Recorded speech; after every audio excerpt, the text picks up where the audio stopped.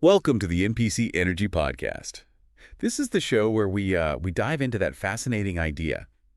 Maybe reality isn't quite real. Like maybe it's a super detailed simulation and The Matrix was, basically a documentary. Exactly. We love looking at those glitches, the weird theories. And trying to keep it fun, right? So, hey, if you're currently experiencing consciousness, do us a favor. Share, rate, follow NPC Energy. Helps prove you're, well, not just part of the scenery. Definitely. And today we are setting off on let's call it a simulated journey into something really mind-bending. We're exploring what happens when time itself goes a bit weird. Yeah, we're focusing on one guy's incredible experience and this thing we're calling the circadian glitch. Mm-hmm. Get ready for today's simulated journey. The man who unplugged time, Michel Siffre, and the circadian glitch. Or, if you like, the extended cut is Deeper into the Time Wormhole. And there's the quick version title, too. Oh, yeah. 36 hours awake, 12 hours asleep. When Michel Siffre became the first human running on beta time. Can't give it away, huh? A little bit. But our main character here is Michel Siffre. He was a French geologist and a chronobiologist. Basically, someone really obsessed with how time works. And he did something pretty extreme back in '72, right? Extremely bold, yeah. He decided to live for 6 months inside Midnight Cave in Texas. 6 months. Yeah. Wow, so just imagine that. No daylight, 0 clocks, absolutely no clue what time it actually was outside. Right. It was this raw attempt to figure out what happens to us, to our bodies and minds, when you strip away all those external time signals. Okay, so let's get into that. What exactly was he trying to figure out by, locking himself away like that? Well, Siffre's main goal, his scientific goal, was to study the human circadian rhythm. That's our internal body clock. Right, the thing that tells us roughly when to sleep and wake up. Exactly. And a chronobiologist like Siffre studies these biological rhythms, these 24-hour cycles that control a ton of stuff, sleep, hormones, you name it. He wanted to see what that internal clock does when it's completely on its own, not constantly being nudged by the outside world. So he was trying to remove everything. Yeah. Everything that tells our body, okay, it's daytime now or time for dinner. Precisely. The setup in Midnight Cave was super controlled to get rid of all those Zeitgebers. Lightgabers. German, right? Yeah, it literally means time givers. It's the term for external cues like sunlight, social interactions, even just regular meal times. Yeah. Things that normally sync our internal clock to the 24-hour day. Okay. So in the cave, no natural light, obviously, no clocks, no calendars. And his contact with the research team outside was really limited. And the big rule was they could never tell him the time. Wow. So he was in total temporal darkness. Yeah. And he had to track everything himself, be his own guinea pig. That's exactly it. Siffre kept meticulous logs. When he slept, when he ate, even just his thoughts and feelings over those 6 months. He was the subject and the data collector. That self-reporting must be gold dust for researchers. Absolutely. It gives us incredible first-person insight into living without time cues. But this is where it starts to get really, really weird. What actually happened to his sense of time down there? Well, from what I gather, his internal clock just kind of floated free from the normal 24-hour thing, but his days started to stretch out. It really did. His natural biological rhythm, his circadian rhythm, it desynchronized big time from the standard 24-hour day. He ended up settling into this cycle that was roughly 36 hours awake. 36 hours straight. Yeah, followed by about 12 hours of sleep. So his subjective day became closer to 48 hours long. 48 hours. That's double. It's like he was living 2 days in one, sort of. And the craziest part is, he didn't realize how much real time was passing, Ron. Not at all. Get this. Over the entire 6 months, the 180-odd days he was actually in the cave, Siffre genuinely believed only about 2 months had passed. Whoa. Wait, so he thought it was maybe 60 days, but it was actually closer to 180. Exactly. His perception was off by, well, over 100%. It just shows how much our brains rely on external stuff to track the passage of time. That completely messes with your head. Thinking you've been underground for, say, 8 weeks, and then they tell you, nope, it's been half a year, makes you really question your own senses. It really does. And you can see it in his journals, too. There were times where, his entry for what he thought was 1 day actually covered 2, sometimes even 3, real-world 24-hour days. The disconnect was huge. So what did we actually learn from this? Apart from the fact that living in a cave messes with your head, what did it tell us about time, maybe even about reality itself. Well, it sounds kind of dramatic, but Siffre's cave time gave us some absolutely fundamental insights. His work basically kickstarted a lot of modern chronobiology. Okay, so like what specifically? It provided really strong proof that humans have this internal, endogenous circadian rhythm, a clock that ticks away even without outside help. But crucially, he showed it's not perfectly 24 hours long. Right, I heard it tends to run a bit longer. Yeah, left to its own devices. Without those Zeitgebers, the human clock tends to drift, usually to something like 24.2 to 25 hours. In Siffre's extreme case, obviously, it stretched way, way further. And that's where sunlight and stuff come in. They act as the sync button for the clock. Exactly. Those external cues, sunlight being the big one, they're the main Zeitgebers. Anonymous sources describe them as pretty essential for keeping our internal timing lined up with the planet's rotation. Without them, like Siffre experienced, our body can sort of forget the rules. Forget the rules. I love that phrase. Anonymous source even said it's like forgetting the rules of the simulation. That fits perfectly with NPC energy. It makes time feel less like a fundamental force and more like a user interface. You could definitely think about it that way.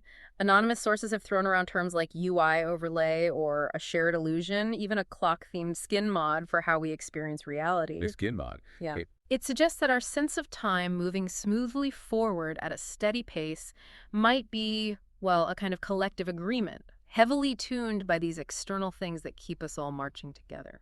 which, yeah, immediately makes you think of things like The Matrix, right? Where they're literally slowing down or speeding up time perception inside the sim.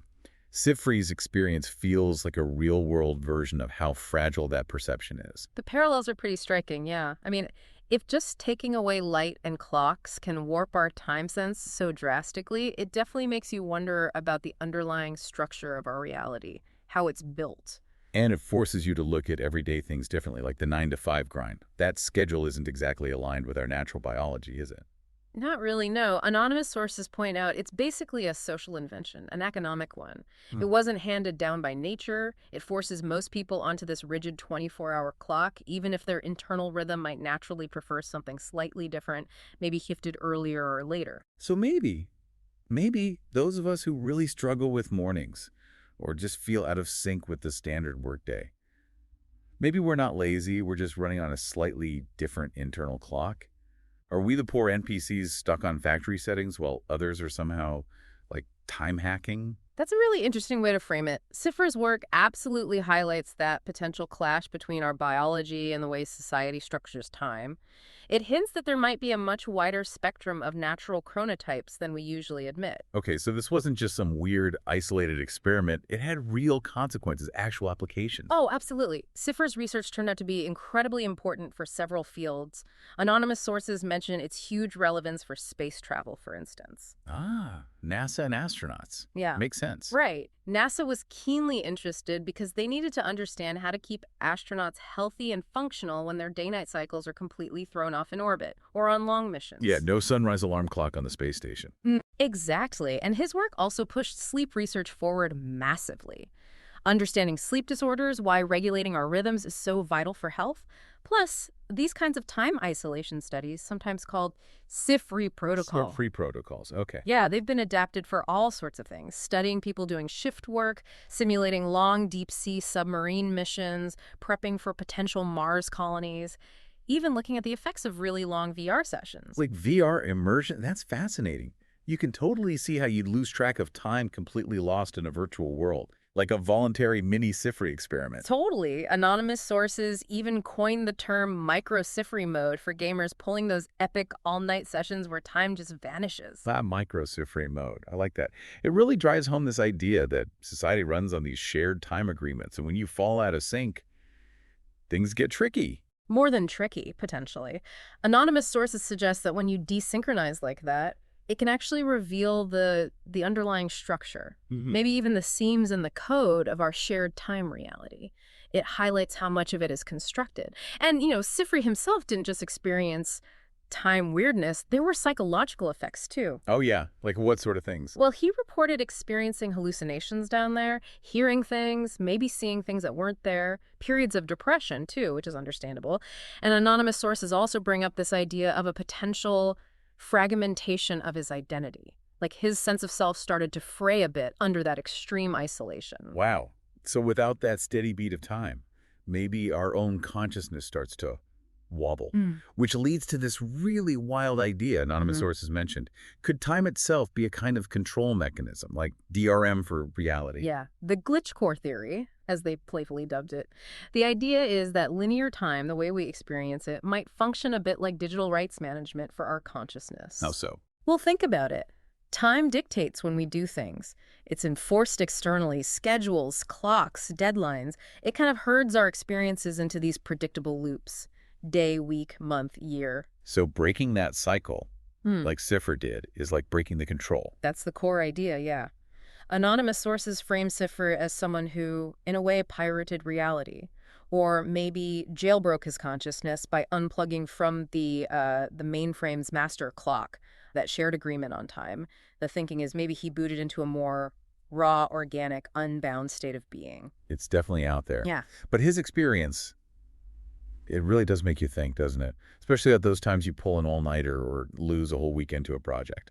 Speaking of losing time, we actually got some great listener feedback on this. Time for the Glitchline segment. Ah, yes. Let's tune into the temporal disturbances from our listeners. Okay, first up, at DarkSoulDaddy89 writes, Dear NPC Energy, pulled a 40-hour Elden Ring marathon. Swore I saw God in a loading screen. Was I going full Siffre? What's the expert take? Huh?